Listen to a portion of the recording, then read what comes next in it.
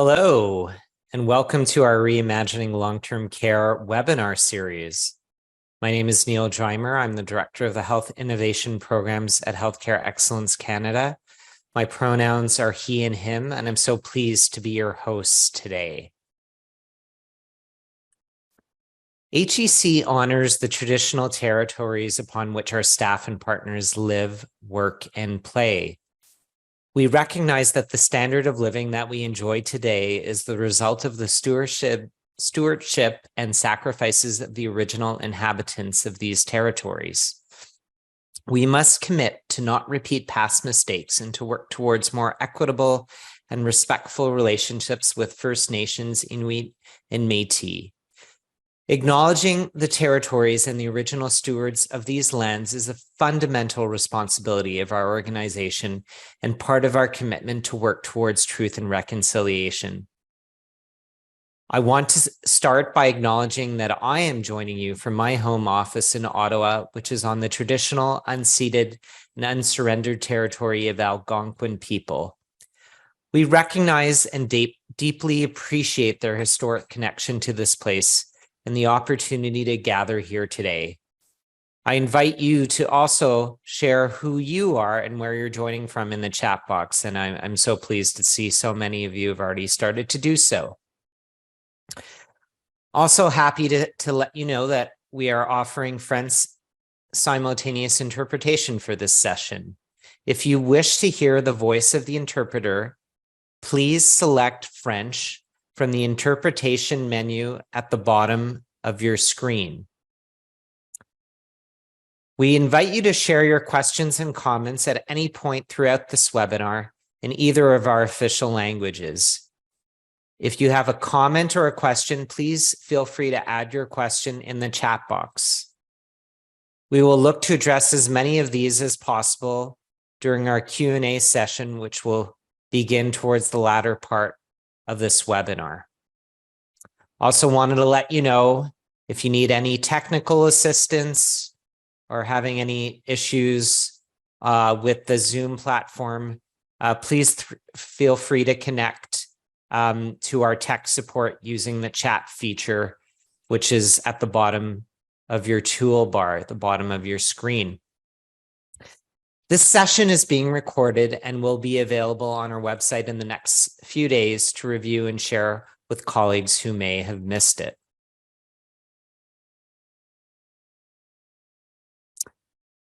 So now I want to welcome our speakers today from the Knowledge Translation Program of Unity Health in Toronto, Dr. Christine Fahim and Lamise Denok, who will be sharing their research on identifying innovative and promising models of care to support residents in long-term care homes, both during and beyond COVID-19. This research was commissioned by Healthcare Excellence Canada, and the full report will be available soon. Dr. Fahim is a scientist for the Knowledge Translation Program at St. Michael's Hospital and Unity Health, and leads the team for implementation, evaluation, and sustainability, also known as TIES. Christine is an assistant professor at the IHPME at the University of Toronto and an associate scientist at the Bloomberg School of Public Health of Johns Hopkins University, She obtained her Master of Science in Health Systems at the University of Ottawa and her PhD in Health Research Methods, Evidence and Impact from McMaster University, while she got her postdoc fellowship at Johns Hopkins University. Dr. Fahim's research focuses on the science and practice of knowledge translation to implement evidence-based interventions at the provider, organization, and health systems levels. Lamise Denok is research coordinator for the knowledge translation, the same program at Unity Health, and she also works on the team for implementation, evaluation, and sustainability. She obtained her Bachelor of Science from the University of Toronto in psychology. Once again, I invite you to please drop in any questions you may have into the chat box throughout the presentation. And it's now my pleasure to pass it on to our presenters for today. Christine and Lemise, over to you. Thank you so much, Neil. So I just want to start with an acknowledgement of the land of which our program operates. The Knowledge Translation Program is located on land now known as Tkaronto. Tkaronto is the traditional territory of many groups, including the Mississaugas of the Credit and the Chippewa Ojibwe of the Anishinaabe Nations, the Haudenosaunee, and the Wendat. It is now home to many diverse First Nations, Inuit, and Métis people. We also acknowledge that Tkaronto is covered by Treaty 13 with the Mississaugas of the Credit and the Dish with One Spoon Treaty between the Anishinaabe, Mississaugas, and Haudenosaunee that connected them to share the territory and protect the land. All Indigenous nations and peoples, Europeans and newcomers, have been invited into this treaty in the spirit of peace, friendship, and respect. We recognize and are grateful to have the opportunity to work on this land and commit to caring for this land and continuously and actively working towards reconciliation. And we recognize that Indigenous practices of health and well-being have been in place in this territory for over 10,000 years and are maintained to this day. Next slide, please. So as Neil mentioned, the title of our study that we'll be presenting today is Identifying Innovative and Promising Models of Care to Support Residents in Long-Term Care Homes both during and beyond COVID-19. Next slide, please. And while Neil kindly introduced Lemise and myself, I also want to acknowledge the others who worked on this project, including our director, Dr. Sharon Strauss, Danielle Kasparevichis, who is a research manager for the Knowledge Translation Program, and Sidra Chima, who's with us on the call today and who is the primary research assistant on this project. Next slide. So just a brief outline of what we'll be covering today. We'll start with a background and an overview of our objectives. Then we'll spend a couple of minutes on methods, specifically telling you how we collected and analyzed our data. Then I'll turn it over to Lemise, who will present our findings, and then I'll conclude with our key takeaways, and hopefully we'll have some questions in time for comments at the end. Next slide. So the crisis in long-term care homes during the COVID-19 pandemic really highlighted that work is needed to figure out how best to meet the needs of long-term care home residents, and in particular to consider innovative models of care. And so this project was created to understand optimal models of care in long-term care homes in Canada in an aim to improve resident care both during and beyond the COVID-19 pandemic. Next slide, please. So our objectives were twofold. Firstly, we wanted to identify innovative and promising models of care that were used to support residents in long-term care homes during the pandemic. And specifically, we wanted to describe the intervention components, the processes of implementation, and perceptions of impact. And secondly, we also wanted to understand whether these models of care were developed in response to the pandemic and whether there was plans to sustain these once the crisis period of COVID-19 ended. Next slide. So a little bit about our methods. We conducted a two-phase study. In the first phase of the study, we conducted a pan-Canadian survey. And in the second phase of the study, we aimed to further dig into the data gathered through the survey using key informant interviews. And this study received ethics approval through Unity Health Toronto. Next slide. So in phase one, which is the survey, we asked respondents about different models of care, and we asked them if they had implemented these, whether they felt that they were effective, and whether they had plans to continue sustaining these models post-pandemic crisis period. And then in the interviews, we asked managers again for each model of care that they noted that they implemented, what were the barriers and facilitators to implementation? Did they perceive the model to be effective? Did they plan to sustain the model? And did they feel that this model should be integrated into long-term care on a more broad level? In terms of eligibility, in order to participate in our study, participants required to identify as a long-term care home manager in Canada and needed to be able to complete the survey or interview in English. And we invited everybody who participated in the survey to also take part in the interview.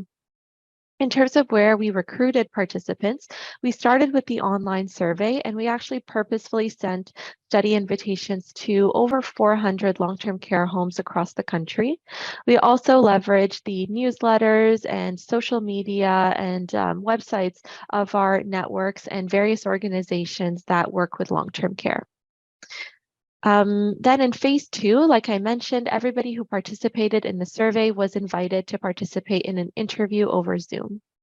Next slide.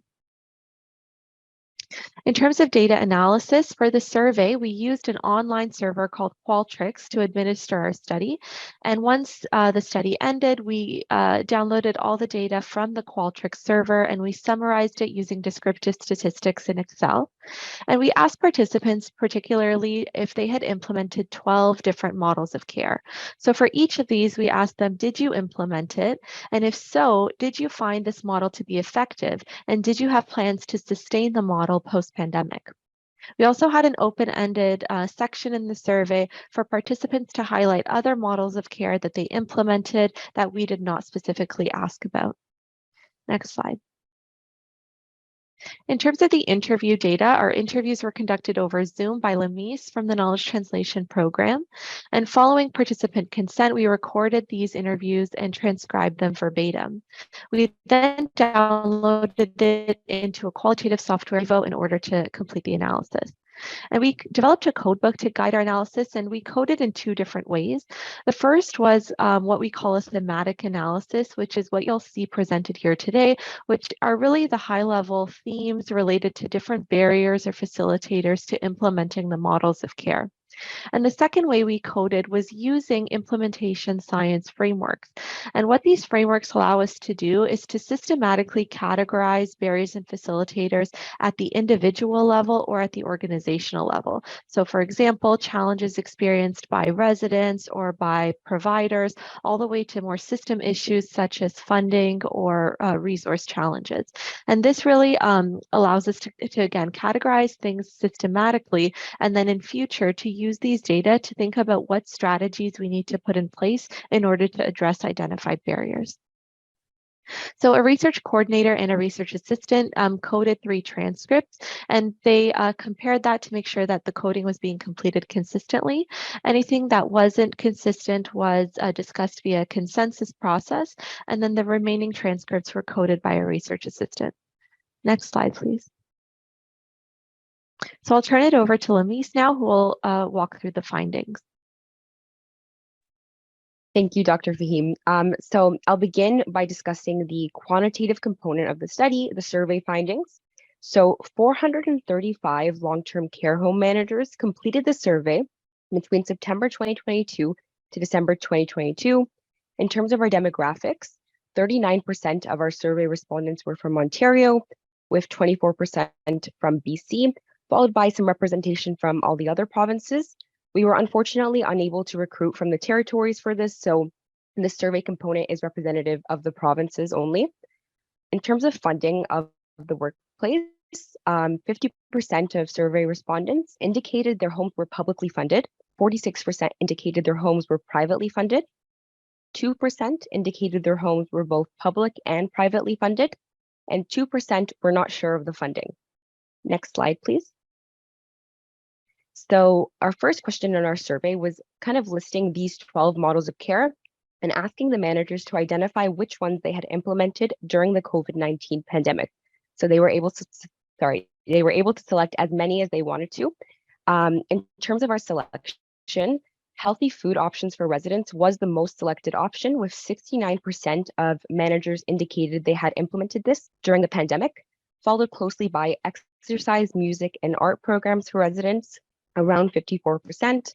We did have some ranging from 20 to 45% for the rest of the models of care. And I just want to note task shifting had around only 13% of our survey respondents indicating it had been implemented during the pandemic. Next slide, please.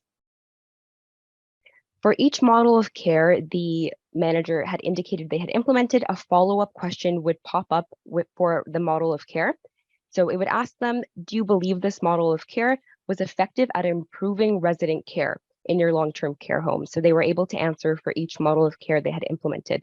I want to note most of these models of care had around over 90% of respondents indicating they believed it was effective at improving resident care, with a couple exceptions. So I want to note that employee and family assistance plans had around 79% of respondents believing it to be effective at improving resident care.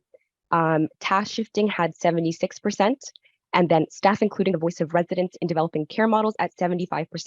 But we did have pretty high response rate in terms of 90% and over for the other models of care and perceived effectiveness. Next slide, please.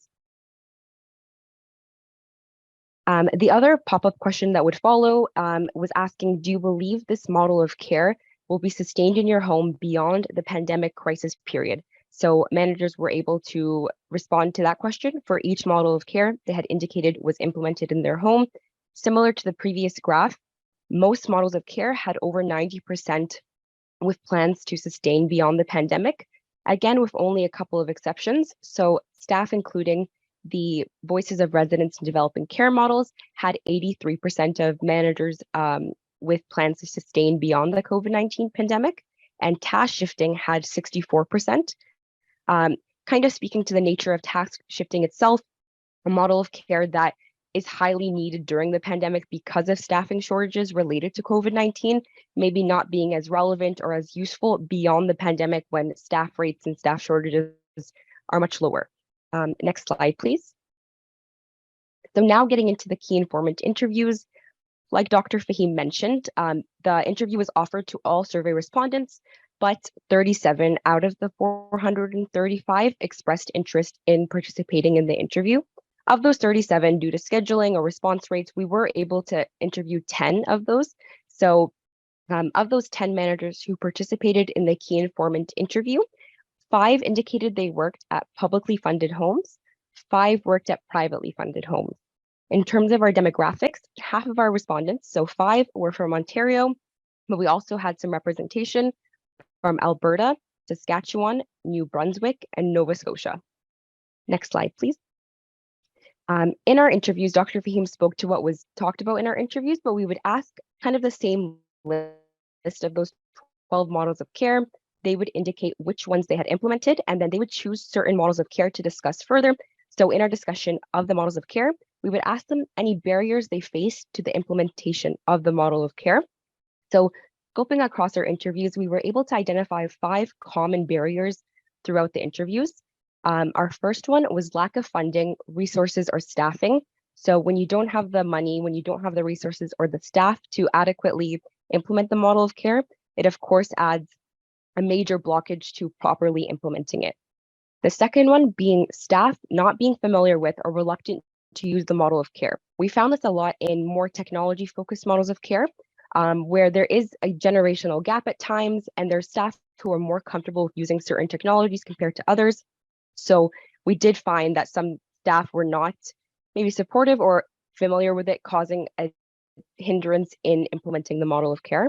The third one was lack of resident buy-in. So residents are one of the most important aspects of the home, or the most important aspects. So when they're not supportive of a certain model of care, it is difficult to implement it. The fourth one is fear of COVID-19.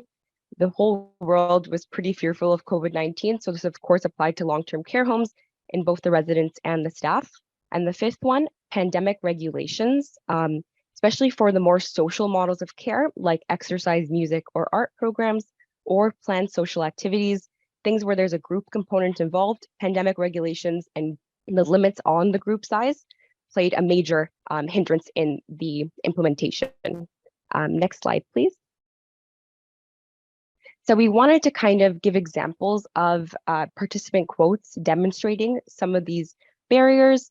I'll read just a couple of these. So in terms of lack of funding, resources, or staffing, one of our participants said, resources was the biggest one. Getting the proper technology to implement our goals, eventually we came up with, were successful getting some iPads, but they were very few and far in between. So iPads, this relates back to technology to connect residents with family and friends.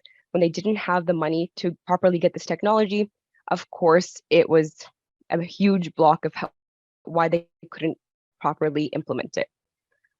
Next, pandemic regulations. What our challenge was to figure out how do we increase the level of activity and the level of opportunities to participate in activities while at the same time trying to do all of that in the middle of cohorting residents because of the pandemic. So we had many managers bring up the fact that this was startling to residents having their daily activities and daily social programs impacted by the pandemic. So this definitely added a huge level of stress and a huge barrier in properly continuing on with certain models of care because of these restrictions and because of the safety guards in place to prevent spreading of COVID-19. Next slide, please. So on the flip side of that, we did identify common facilitators in our discussions with the interview respondents.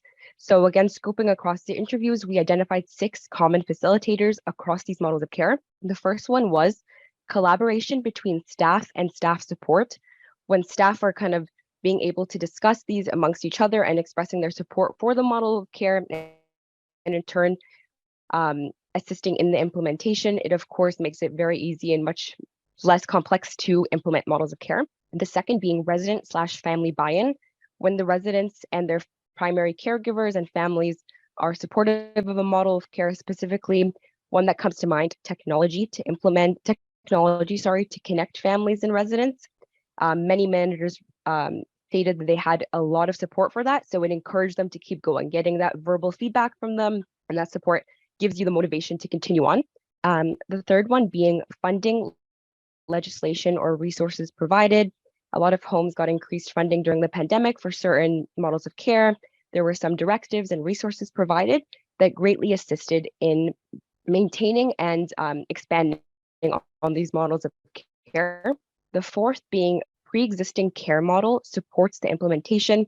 So a lot of these homes that are very resident-centered focused had certain care models that lent themselves to certain models of care. Something that comes to mind is many interview respondents mentioned resident care councils that they had where they would discuss with residents certain issues in the home or certain models of care, and the residents were able to give their feedback. So something like this that was pre-existing lends itself to other models of care to successfully and more successfully provide the implementation. The fifth one being familiarity with model prior to COVID-19. If the home used a certain model or aspects of a model before the pandemic, they were able to more adequately implement it during the pandemic because they had that experience with that model of care before. Something that comes to mind is for spiritual or worship services for residents. Some homes had already someone coming in or someone on video call doing the sermons and doing the worship sessions. So it didn't change much, and it was easy again to implement it during COVID-19 because they did it before. Lastly, collaboration with other long-term care homes. Many managers discussed that in their areas, in their provinces, they had groups, Facebook groups with other managers of long-term care homes where they discussed any issues going on, any models of care, and it kind of helped provide a nice foundation and infrastructure for the implementation of the models of care because they were able to kind of speak with other people who had already implemented it. Next slide, please. So now again, just giving examples of these facilitators. So I'll just read a couple of these again. For resident/family buy-in, there was enthusiasm from some of the residents and families, and that's a major driving factor for me. If they're excited about something, even if it's as simple as seeing a family member, that's very motivational. So to hear that positive feedback as a manager, of course, is very impactful in you wanting to keep going and wanting to kind of implement further. Lastly, collaboration with other long-term care homes. We felt supported in the sense that another home had shared their experience. So all the work they had done, they shared with us, so we didn't have to start from scratch. So of course, again, touching back, they got the foundation, the infrastructure from someone else, making it much more easy to implement. Next slide, please. Lastly, during our discussions, we would ask them the reason for the implementation of the model of care. Common reasons included recognizing a need for the residents or staff, improving the residents or staff's wellness and mental health, or directives from public health and other organizations, and sometimes a pre-existing implementation that supported the model. And then again, in our discussions, we would ask them if they plan to sustain the use of the model of care post-pandemic crisis period. For all models of care, managers said they would sustain the use. And then we would also ask them if they believed it should be integrated into long-term care as a whole. And for all models of care, managers indicated they believed that it should be. So now, next slide, please. I'll pass it back to Dr. Fahim for the key takeaways. Thanks, Luis. And so just to wrap up, we were thinking about, what does this data mean, especially from that secondary piece, thinking about sustainability. And two main themes stood out to us. Thinking about sustaining these models of care, we think it's going to be very important to have dedicated funding, as well as to consider various policies or legislation that could be used to either require or standardize these models. And so we see a couple quotes here related to the first section around funding. And we saw that when there was funding from the government, homes were able to facilitate things that they otherwise would not have been able to. And I'll just read the second quote, highlighting that resources was the biggest one, getting the proper technology to implement our goals. Eventually, we came up with and were successful getting some iPads, but they were very few and far between. Next slide. So just building on that, we really saw funding as probably the most significant barrier to implementation when lack of funding was not available. And on the flip side, we saw it act as a significant facilitator when it was available. So with regards to barriers, one participant said, having money set aside to help deal with situations like that would be like having the professional support. It would have been great to have a consultant who would be able to come in with the expertise. So again, being able to pay consultants and to find additional support to help with programming. On the flip side, the government recognized the need for this connection and recognized that a lot of long-term care homes did not have the technological supports that they needed, and then offered to make those available at the long-term care facilities. So moving to the next slide, just to highlight some of the pieces around the impact of legislation on implementing models of care. One participant noted a directive from the Department of Health and Wellness to create something called the designated caregiver. And this permitted individuals who had received a specific IPAC training to be able to come in and assist with care. So by having this directive in place, managers were able to address some of the staff shortages, implement some task shifting, and that directive alone really just facilitated the buy-in and the ability for homes to roll this out. So thinking past the crisis period and other legislations that can be used to sustain some of these models, different suggestions that participants brought up included putting checklists in place for regulators or for licensing. Having standards in order to routinely incorporate resident feedback on the models of care that would be implemented, and then finally having standards for staff education. Next slide. So just a few important limitations to note in this work. As Lamise noted, we unfortunately were unable to recruit participants from the territories, and thus homes in the territories are not represented in the survey or the interview. Secondly, we asked participants to report on their perceptions of models of care, but we did not actually conduct an assessment on the actual impact that these models had on either resident or process outcomes. And it was interesting because in each of the interviews, we asked participants if they had any data on models of care, and the answer we consistently heard was, I wish. So lack of resources and lack of time made it quite difficult to actually collect this evaluation data. However, I think this would be a really important thing to think about as another key takeaway is the importance of having these data in place, particularly if we plan to sustain these models long term. Thirdly, participants in the interviews identified the models of care that they wanted to discuss.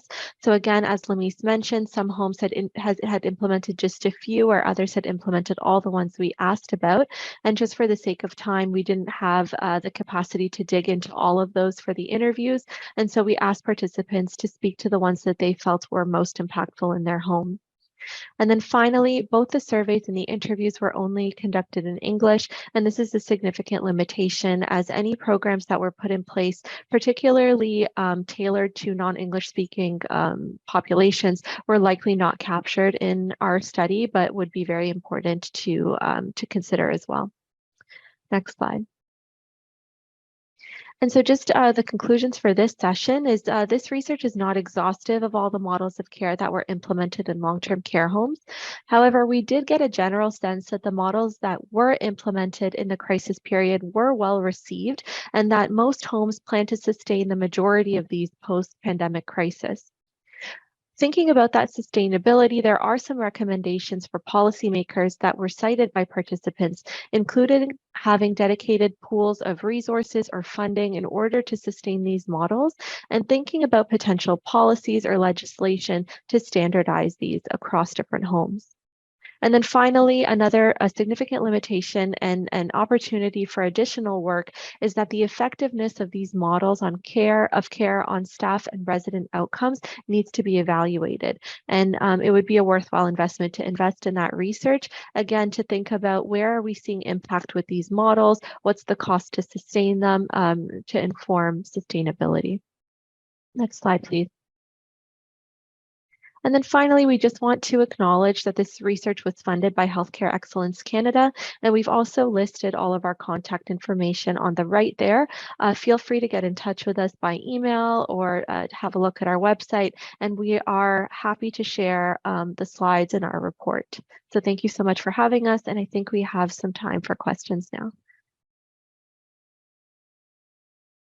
Thank you so much, Christine and Lamise, for the wonderful presentation and for all the work done, not only by both of you, but the entire knowledge translation program team at Unity Health. And we do look forward to seeing the full report and definitely looking to help disseminate that once it's available and ready. But I know I could see already there was a lot of action in the chat box during the session, which is great. So folks, if you have any additional questions, I encourage you to add them into the chat box. Some were comments, but we'll focus more on the questions, and maybe I'll start and then we'll go to some of the ones we received from our audience. So I know that the focus of the research was on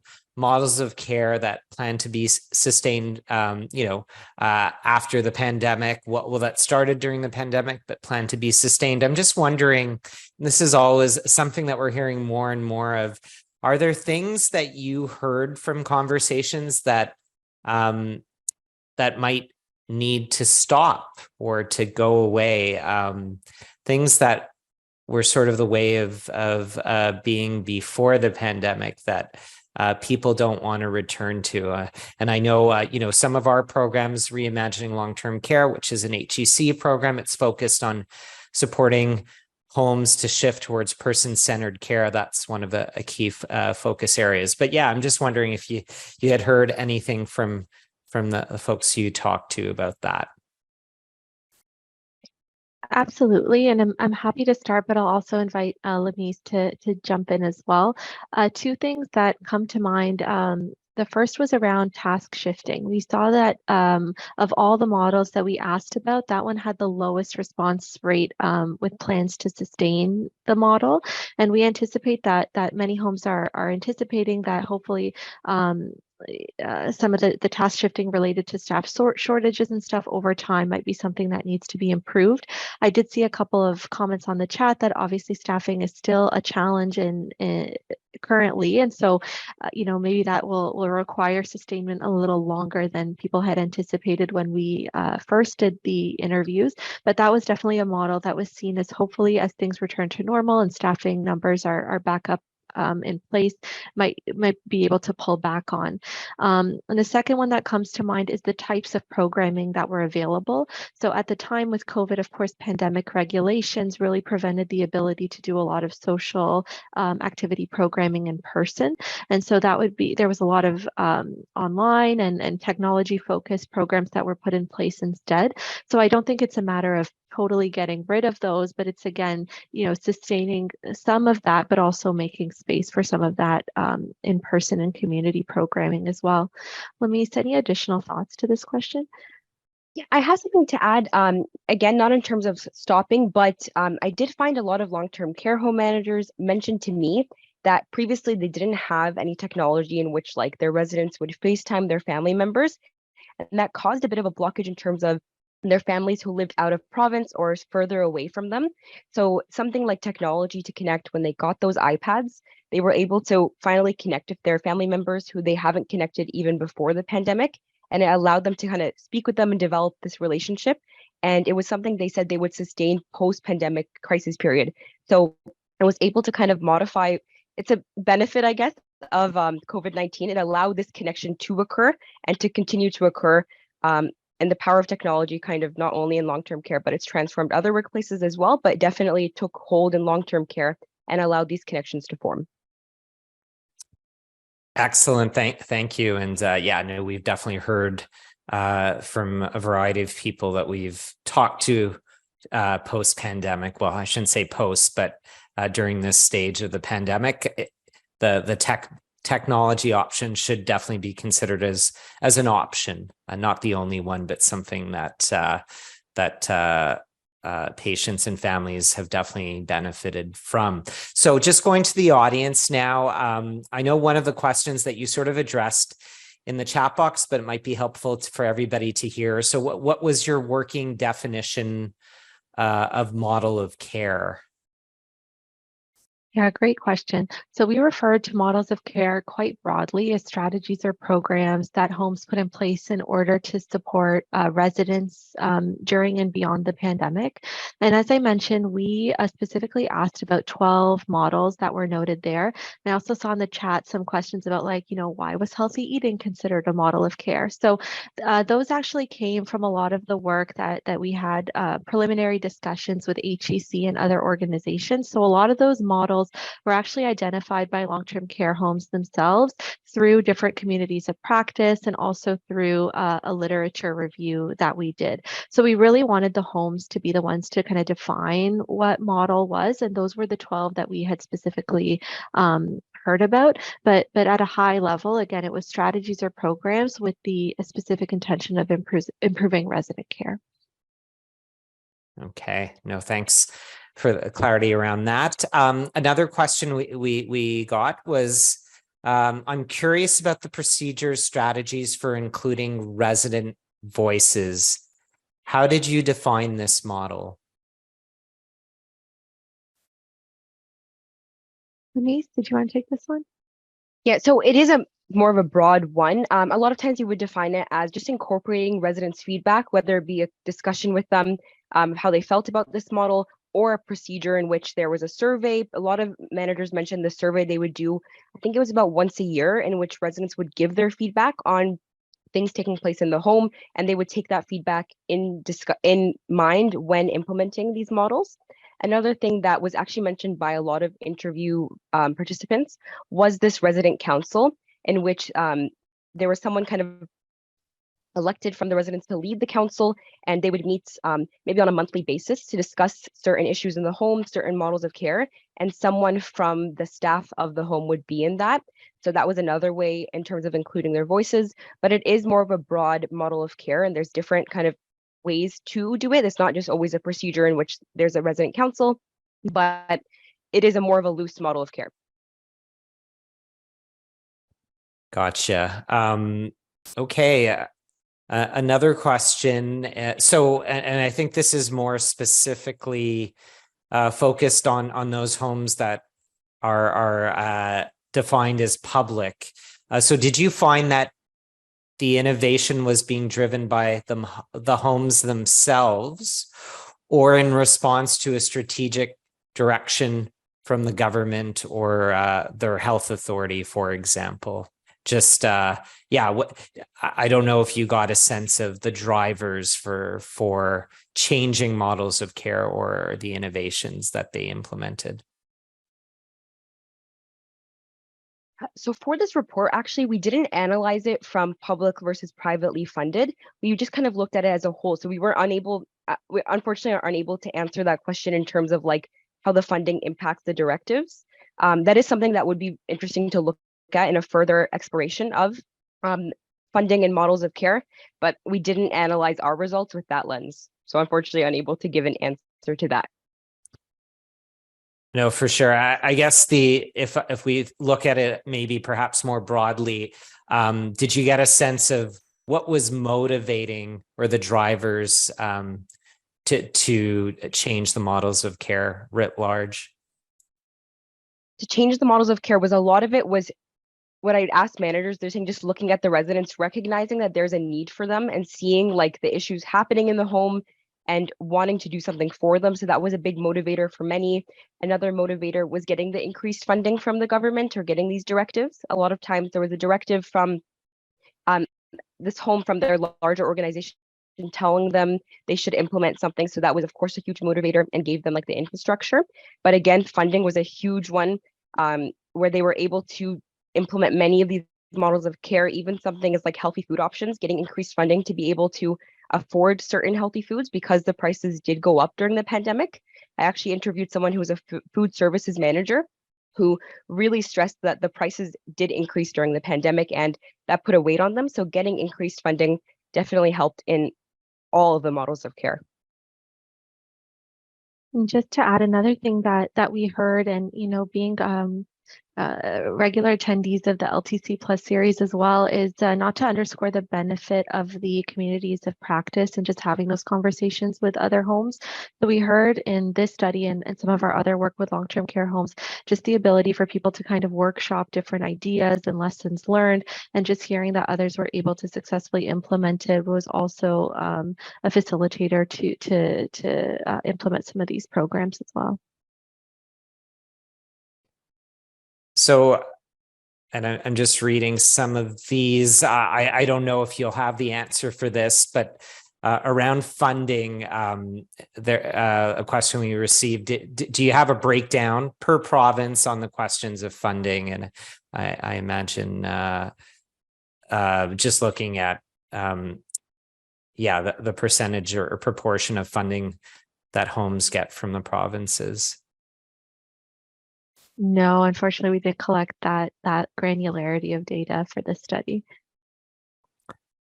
Okay. Another one is, are you able to share more on the specific models of care that are listed within each category? So I don't know if you could provide maybe a few more examples within the different buckets of models of care, for example.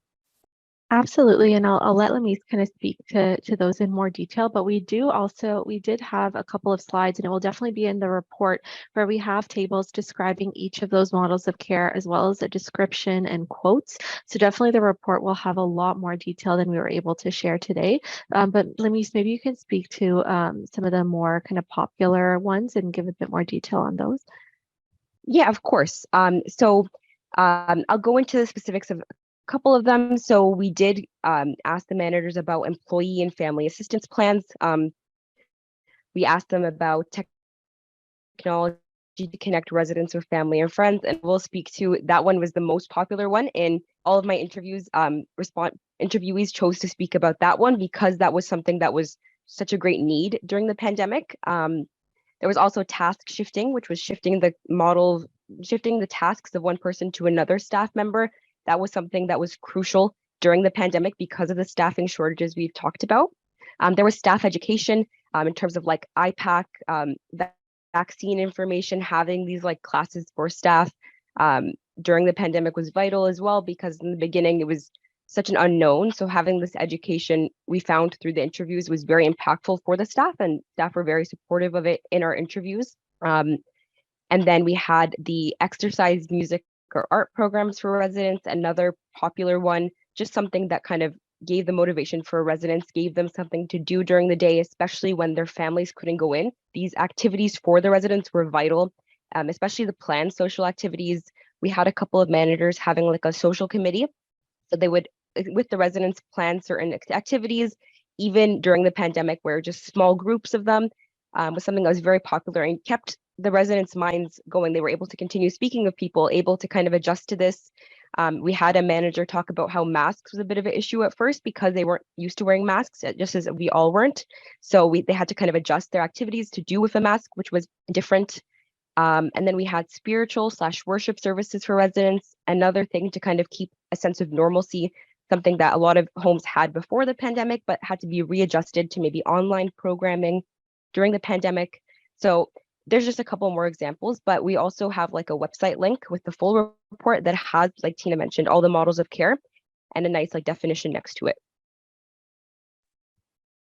No, thanks for sharing some of those details and examples within each of those categories.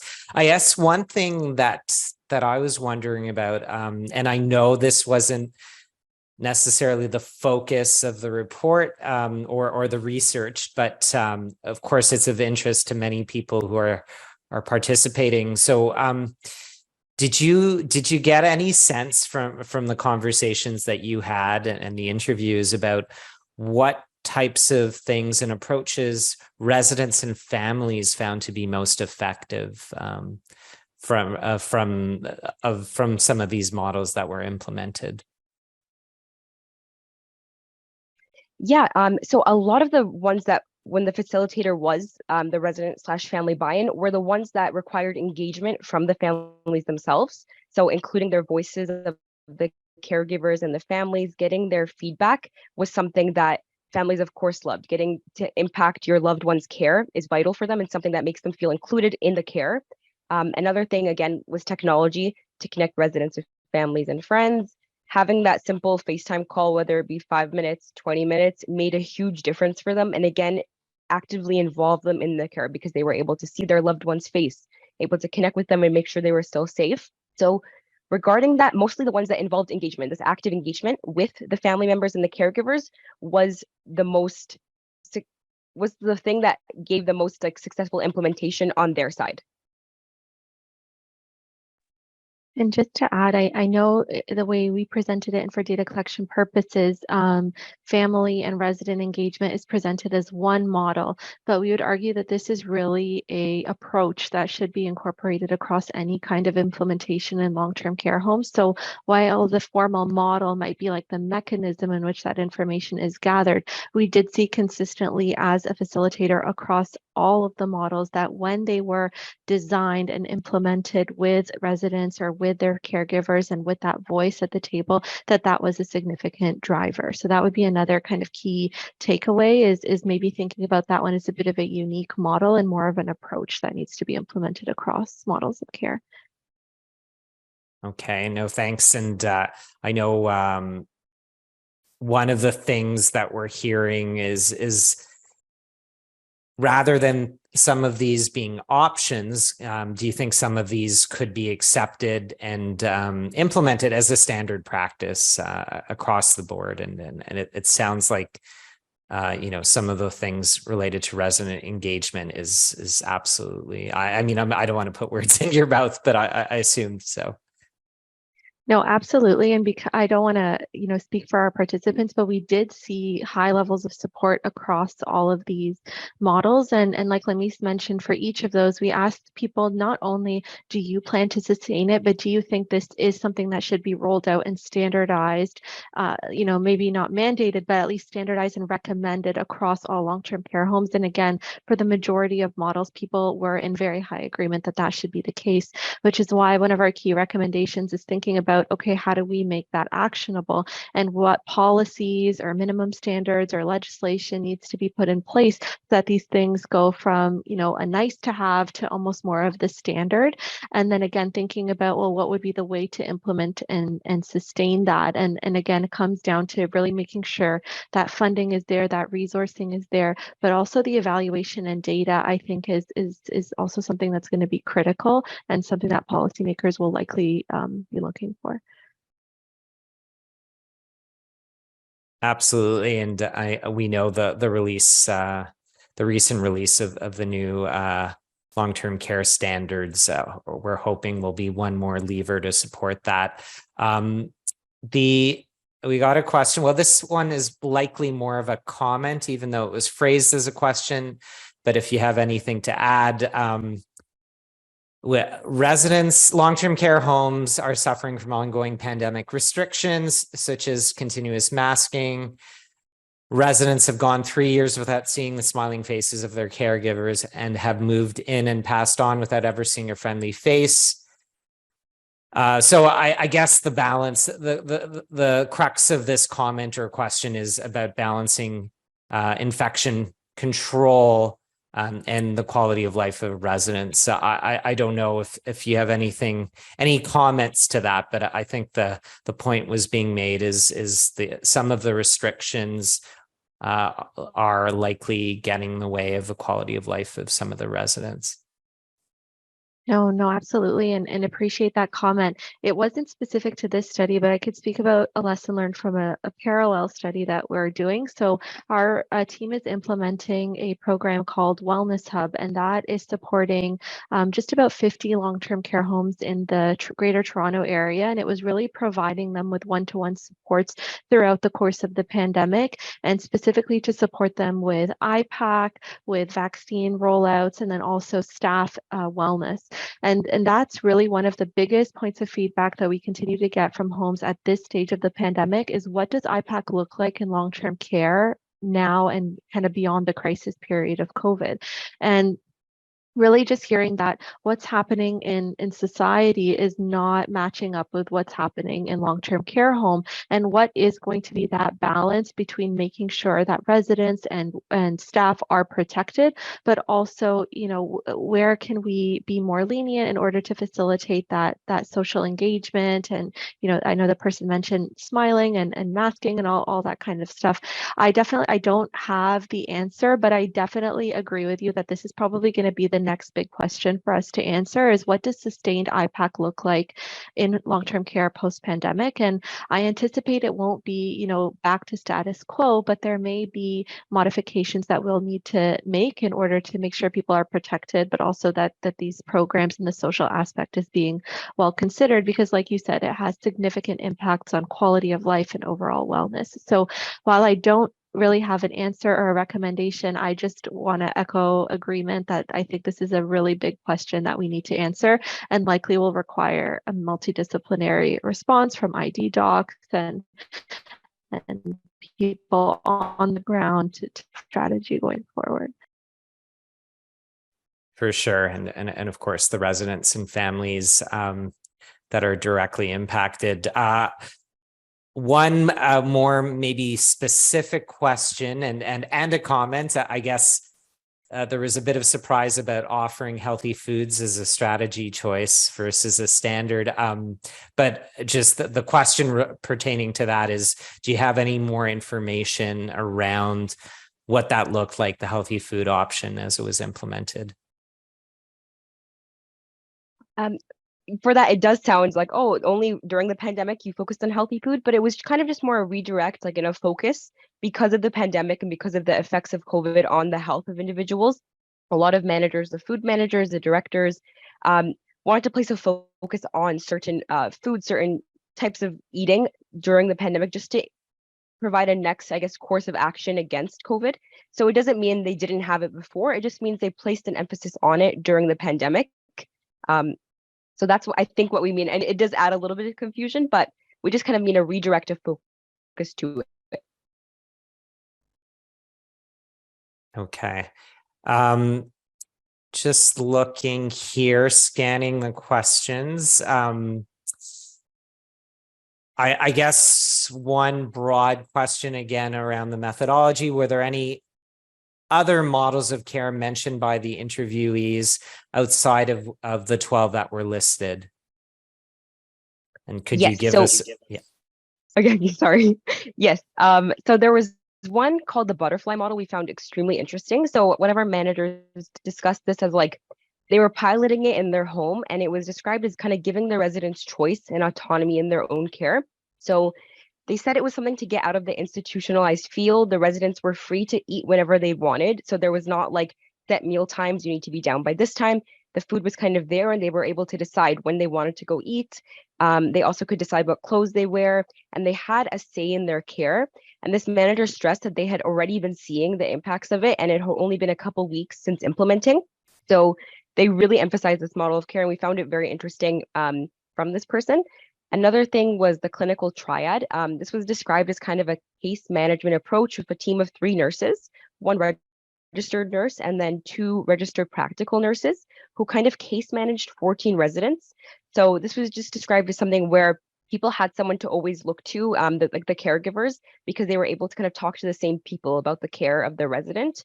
And it provided, I guess, a more, because the team was smaller and more restricted than the residents, it provided a better sense of care because they were focused only on 14 residents at a time. And the last thing was called a social work navigator. This was something someone was trying to implement in their home.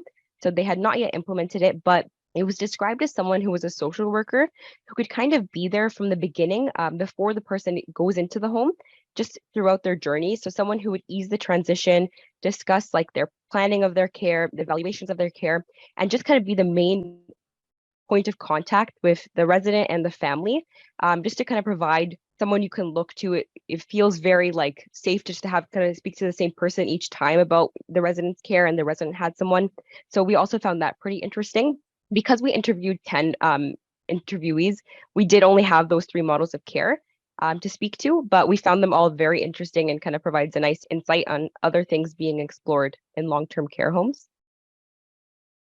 Okay, no, thank you.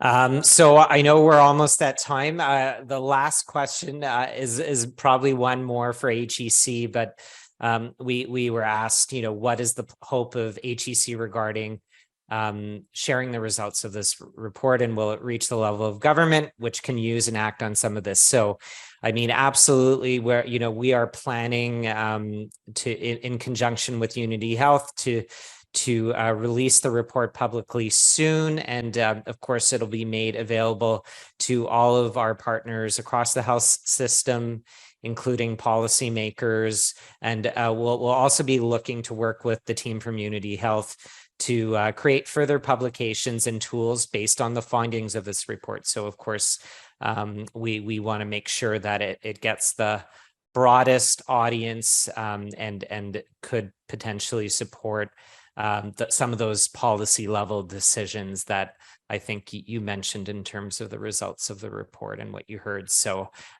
we plan to disseminate it as soon as we can. So I just wanted to, with that, I think we're almost at time. I did want to thank you so much, Christine and Lamise, for sharing this important research and just for speaking and sharing all the findings today. Really valuable work. And you can also see it from the engagement of our audience today. I want to thank all of you for your really insightful comments and questions, and for actively participating in today's webinar. So just before we go, we would really appreciate getting your feedback to let us know how you found this session, and also to support any future improvements we can make. So you'll now see a polling question, or a series of 5 polling questions in front of you, including one of the ones which is focusing on gender. And we'll just remind you that this is an optional question at the request of our funder, Health Canada. Our next webinar will be on March 22nd from 11 to noon Eastern Time, and we'll focus on the age-friendly health systems 4M framework. And we look forward to seeing you all there. Until then, we're wishing you a healthy and fruitful rest of your day. And this concludes today's session. Thank you so much for participating. Thank you so much for having us.